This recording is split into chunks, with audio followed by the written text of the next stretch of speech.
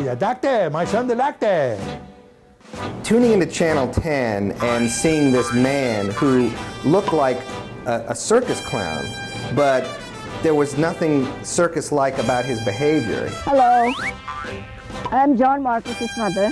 My name is Ruth, and I have known the kid from he was born. And I, as a kid, was not drawn to the fluffy balls and the big red nose, but to what was coming out of his head and his mouth.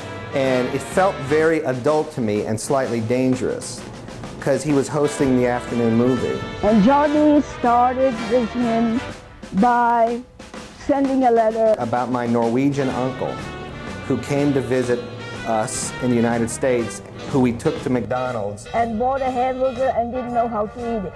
He had to have a knife and a fork. And he finished the letter. He was probably 7, 8 years old. And he sent it to Flippo. And Flippo read it on TV. He read it on the air, so that was it. That's all I needed as far as encouragement. And that was the beginning of the madness of show business for John. I remember sitting in my living room and screaming for my parents, you know, because this was the first time something I wrote was on TV. And so it was like a big breakthrough for me. But I know that John was very proud of the fact that Flippo read it on TV.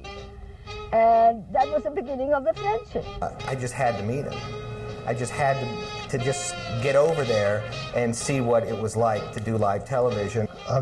They called the studio. John wanted to come down and see the show in the studio. And they asked me, and I said, sure. He probably should have never read it because I would have left him alone. I remember sitting in the waiting room knitting socks. And I just remember all parts of it. Like, it's the first time I saw a reception desk. It's the first time you had to be checking in with somebody. And then, of course, the thing I remember is sensing Bob being in a room without seeing him. So he came in and I met him, a nice young man. I forget how old he was. 10, maybe 11. He was all gung-ho on showbiz and especially television, and he loved Flippo. I put his chair for him right there on the perimeter of the show, and he sat and watched wide-eyed. Here I was, 12 years old for a live broadcast, and I brought him jokes. And I watched him do his live show, live television. Mom had to just hang out while I was with him for an hour and a half. So she was always a big supporter of my dream of going into television. So that was the first sacrifice she had to make. But of course, she loved him too. So she says, thank you for having Johnny here. He's been wanting to come down. I said, hey, you're welcome to come back anytime. Trips were numerous. Numerous. I had the bug. Flippo was going to be my ticket into the business, so I kept coming back to visit.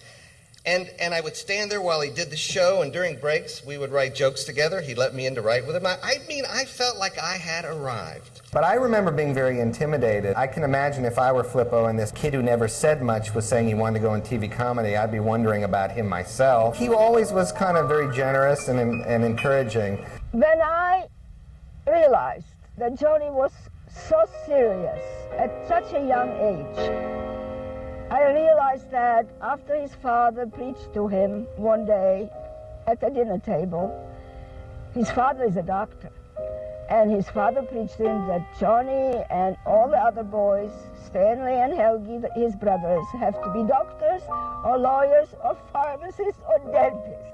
Yeah, doctor, my son the doctor. So Dad finished his dinner and left, and Johnny got down from the chair, went on his knees and put his hands like this and said to me, Mommy, please, I want you to promise me that I will never have to be a doctor, a dentist, a pharmacist, or something else.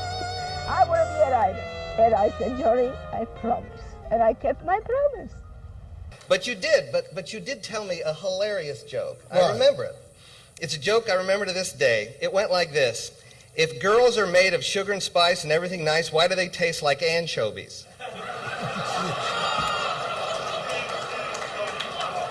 I didn't I was tell him 12 that. years old. I was 12 years old, and I didn't understand it, but it came from Flippo, so I knew it had to be good. Yeah, right.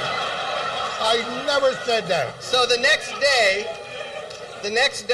I was at school, and I told it to a girl who started to cry, and then she told it to a teacher, and then she told the teacher who told her the joke. Now, this was back in the days when teachers were allowed to paddle.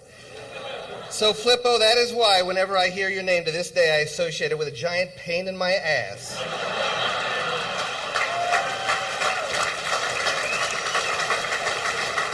Long after that, we were invited to their home for dinner. And the lady's a terrific cook also. How times flew. We saw Flippo. We became friends. We saw Flippo very often. We talked together, Martin and I, and he said, what do you think about this? I said, look, Martin, it's a tough business, but John's got talent. Let him go to school and study, and let him give it a shot. I believe that my dad probably even offered him a cash reward if I changed my mind. We drifted apart, you know, you go through some things in your life. He probably didn't visualize what would happen. One night they were talking about this new show, the Cosby Show.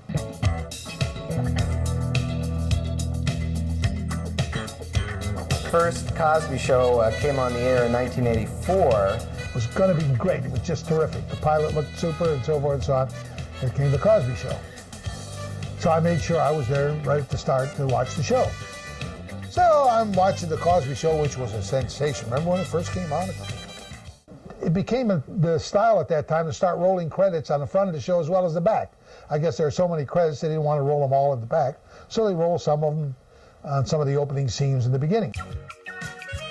And they rolled the credit, and it said, written by John Markus. And I went, whoa! I took the stairs two at a time going upstairs. That was when I could run up the stairs to my desk upstairs in my bedroom. And I went through the Rolodex real quick, and called the Markus. The telephone rings. And who is on the phone? Bob Marvin. The doctor answered, Martin Markus. And I said, Martin? He said, yes. I said, this is Bob Marvin. He said, oh, hi, Bob. How are you? I said, I'm fine, Martin. I don't want to take up too much time. Are you watching the Cosby Show? He said, yes. I said, is that our John Markus? And Martin said yes. And I was so excited. Well, it turns out that John Markus turns out to be one of the bright lights in television. And I said to myself, what's Cosby doing with a little Jewish boy? What kind of a job did he get?